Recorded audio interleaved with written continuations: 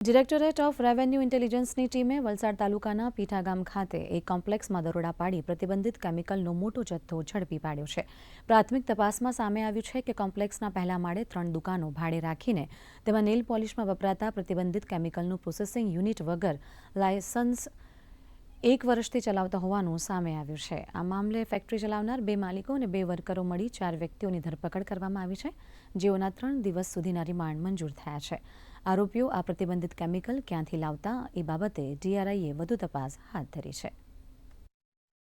એ drugs ની જે મૂળ જે આખી ડ્રગ્સ છે એ 10 કિલોગ્રામ ડ્રગ્સ મળી છે અને અનફિનિશ ગુડ્સ જે છે 104 કિલોગ્રામ ડ્રગ્સ મળે છે. અંડરગ્રાઉન્ડનું જે માર્કેટ હોય છે એ અંડરગ્રાઉન્ડમાં એની જે કિંમત હોય છે તે લગભગ 20 કરોડ રૂપિયા જેટલી આ કિંમત થાય છે અને આરોપીઓ પાસેથી જે મુદ્દામાલ મળી આવેલો છે તે પહેલાથી એ લોકો આ 1 વર્ષ પહેલાથી આ ફેક્ટરી ચલાવતા હતા. તપાસ દરમિયાન ઘણી બધી હકીકતો ખુલે એમ છે.